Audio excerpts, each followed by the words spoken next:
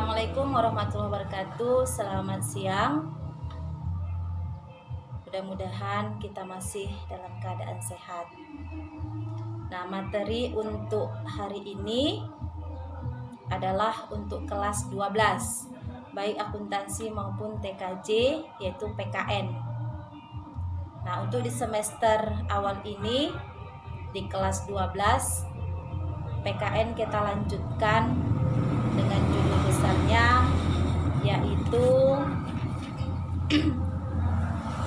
tentang kasus-kasus pelanggaran hak dan pengingkaran kewajiban warga negara, ya, atau tentang hak asasi manusia. Nah, terdahulu waktu di kelas 11 ini sudah kita bahas tentang apa itu hak asasi manusia, ya. Jadi sini tidak kita bahas lagi apa pengertiannya, cirinya, kemudian apalagi yang disebut dengan penggolongannya, karena pembahasan itu sudah ada di kelas 11. Nanti bisa kau buka lagi bukumu. Nah, ini sekarang yang kita bahas adalah tentang kasus-kasus pelanggaran hak asasi manusia, kemudian pelanggaran hak dan pengingkaran kewajiban warga negara. Artinya di sini kita sudah membahas tentang apa itu pelanggaran hak asasi manusia, bagaimana kasusnya, kemudian kewajiban warga negara itu apa. Nah, itu dia ya. Nah, kita lanjutkan. Yang pertama, hak dan kewajiban warga negara dalam nilai dasar sila-sila Pancasila. Sila-sila Pancasila itu ada 5. Hak dan kewajiban warga negara ada di dalamnya, ya. Nah, kita lanjutkan tentang apa itu hubungan antara hak dan kewajiban sebagai warga negara. Dari sila pertama, ketuhanan yang Maha Esa, ya.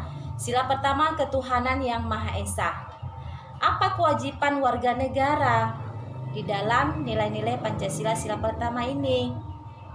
Yang pertama, membina kerjasama dan saling tolong-menolong antara pemeluk agama, ya, agama yang satu dengan agama yang lain.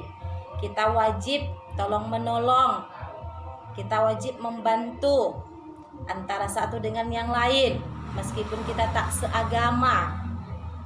Itulah kewajiban kita, ya, di dalam sila pertama.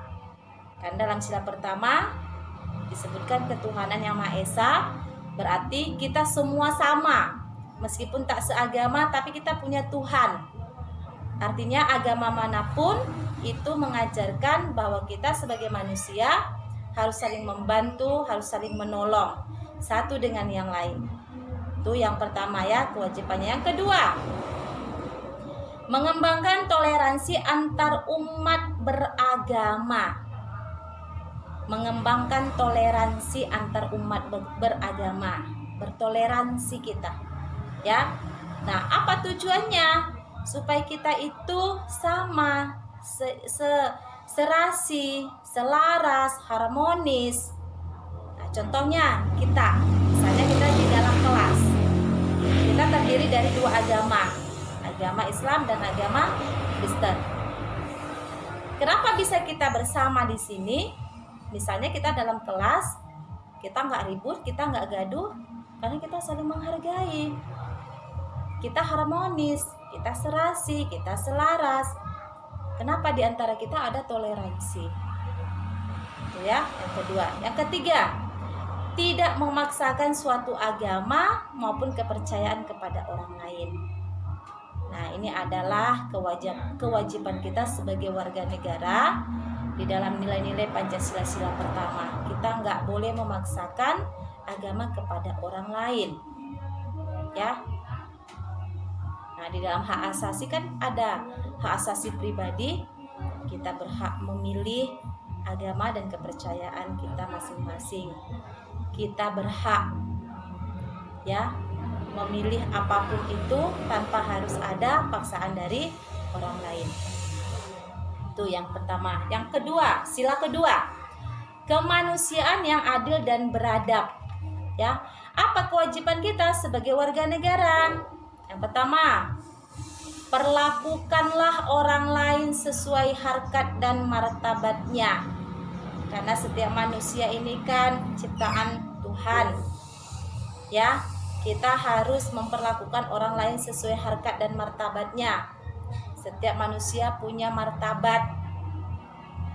Tidak memandang kaya, miskin, jelek, cantik, ganteng. Ya, kita tidak boleh memperlakukan orang lain semena-mena. Kita tidak boleh memperlakukan orang lain sesuka hati. Hargai. Kenapa? Karena dia punya harkat dan martabat. Ini dalam sila kedua. Kemudian yang kedua, apa kewajiban kita sebagai manusia? Mengakui persamaan derajat, hak, dan kewajiban setiap manusia. Meskipun berbeda suku, berbeda agama, berbeda suku, ya, berbeda budaya, jenis kelamin dan sebagainya. Kita harus mengakui persamaan itu, bahwa kita adalah manusia sama. Ya, kita manusia itu sama. Kita nggak ada perbedaan suku, walaupun itu kulit hitam, kulit putih, ya, walaupun dia itu pendek, dia itu tinggi, gemuk, kurus, sama. Walaupun dia itu suku Batak, suku Jawa, suku Melayu, Banjar dan sebagainya, ya, kita nggak boleh membedakannya. Kita harus mengakui persamaan itu ada. Kita sama-sama punya derajat. Apa itu? Hak asasi manusia yang diberikan oleh Tuhan Yang Maha Esa. Ini derajat kita. Kenapa manusia lebih tinggi derajatnya dibandingkan makhluk yang lain? Karena manusia memiliki akal dan pikiran yang diciptakan oleh Tuhan dan diberikan sejak lahir. Itulah yang manusia sudah punya derajat. Oke ya, untuk sila kedua. Kemudian yang ketiga, apa kewajiban kita? Mengembangkan sikap saling mencintai sesama manusia. Mencintai sesama manusia, tenggang rasa, tidak semena-mena sama orang lain, nggak sesuka hati, ya. Kita harus mengembangkan sikap itu tadi. Sikap inilah yang mencerminkan bahwa kita itu adalah manusia yang memiliki derajat yang tinggi. Kemudian, apalagi kewajiban kita sebagai warga negara melakukan berbagai kegiatan kemanusiaan. Misalnya mengunjungi orang sakit, ya, membantu sesama yang sedang tertimpa musibah. Makanya kita di sekolah kalau ada kawan yang tertimpa musibah, misalnya orang tuanya meninggal dunia, ya kan? Ayo, apa yang kita lakukan pertama? Adalah memberikan sumbangan. Nah, ini contoh bahwa kita itu sebagai manusia saling membantu. Nah, ini kegiatan kita nih di dalam membantu sesama manusia. Ya, ini untuk sila kedua. Sila ketiga, Persatuan Indonesia. Apa kewajiban kita sebagai warga negara? Yang pertama, menempatkan kepentingan bangsa dan negara di atas kepentingan pribadi.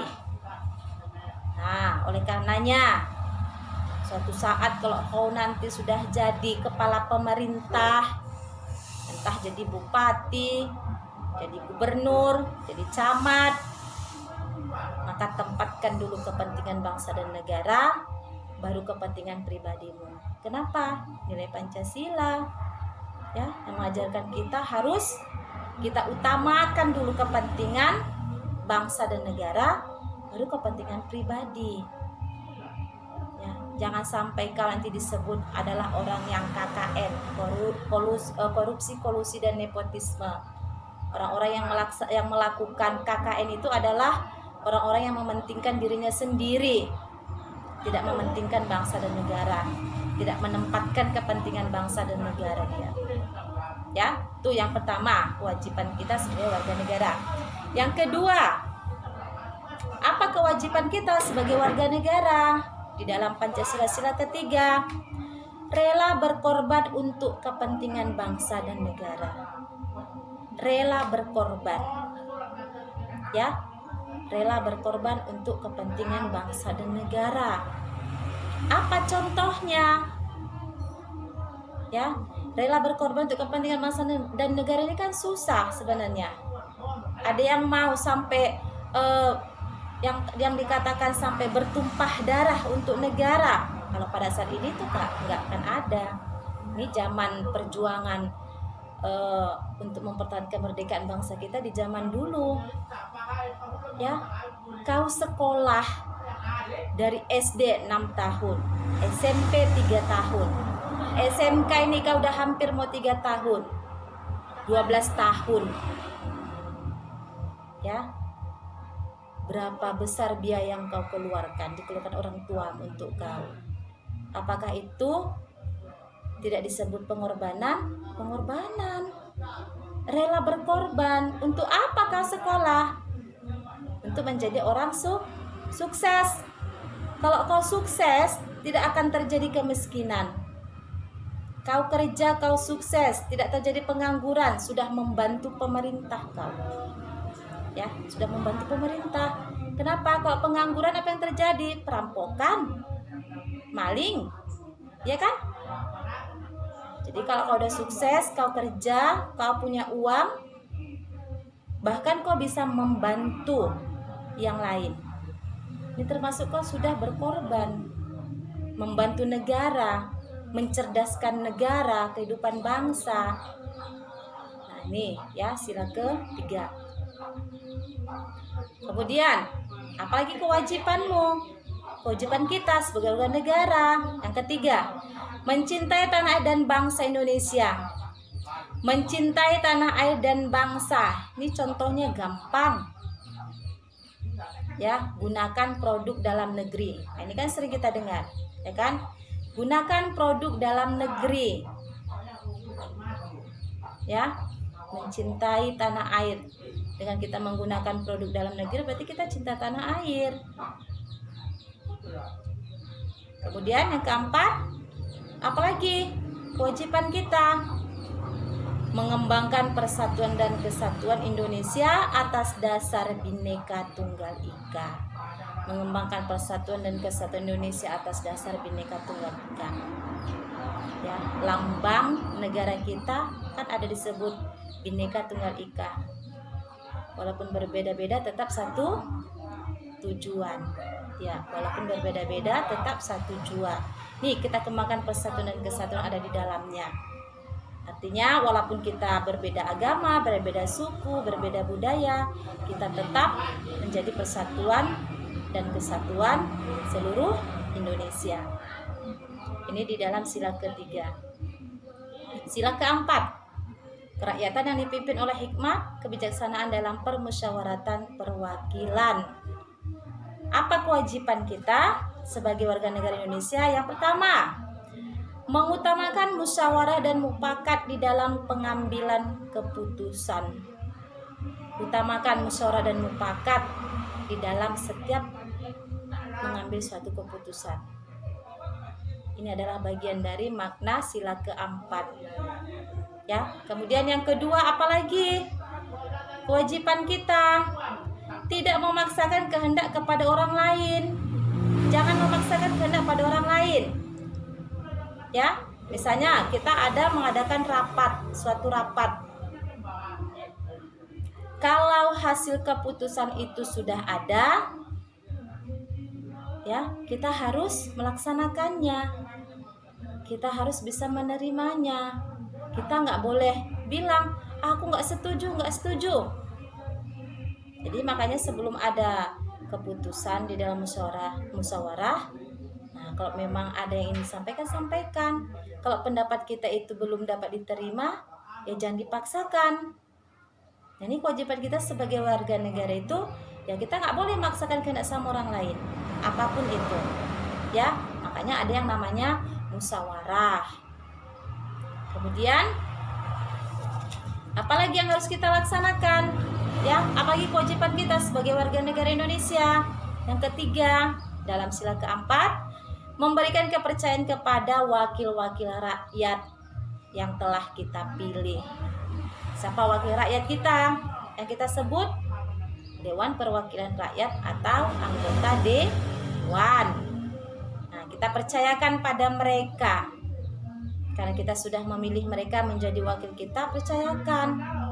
Jangan sesudah terpilih kita buruk-burukkan. Ya, tapi kita harus percaya bahwa mereka itu bisa melaksanakan tugas dengan baik. Ini kewajiban kita salah satunya sebagai warga negara di dalam nilai-nilai Pancasila sila keempat. Nah, satu lagi, sila kelima, keadilan sosial bagi seluruh rakyat Indonesia. Nah, apa kewajiban kita sebagai warga negara? Di dalam sila kelima, yang pertama, mengembangkan sikap gotong royong dan kekeluargaan di lingkungan sekitar. Ini artinya di dalam masyarakat kita harus mengembangkan sikap gotong royong. Gotong royong itu kan kerjasama. Ya, ayo kita kembangkan sikap gotong royong di dalam lingkungan masyarakat kita. Kemudian sikap kita dalam kekeluargaan dengan bertetangga, samping, kiri, kanan, depan. Kalau ada tetangganya, tetangga itu merupakan sahabat ataupun keluarga yang sangat dekat dengan kita. Ya, bahkan lebih dekat lagi tetangga itu dibandingkan keluarga. Misalnya keluargamu ada di Medan, ada di Jakarta, entah ada kakak atau abangnya, tiba-tiba ada anggota keluarga yang sakit di rumah. Siapa yang duluan datang, siapa yang duluan sampai di rumah kita membantu adalah tetangga. Oleh karenanya kekeluargaan dengan tetangga itu harus kita ciptakan. Maka kembangkan sikap kekeluargaan itu di dalam lingkungan masyarakat sekitar kita. Itu yang pertama. Ya, yang kedua, kewajiban kita sebagai warga negara apalagi?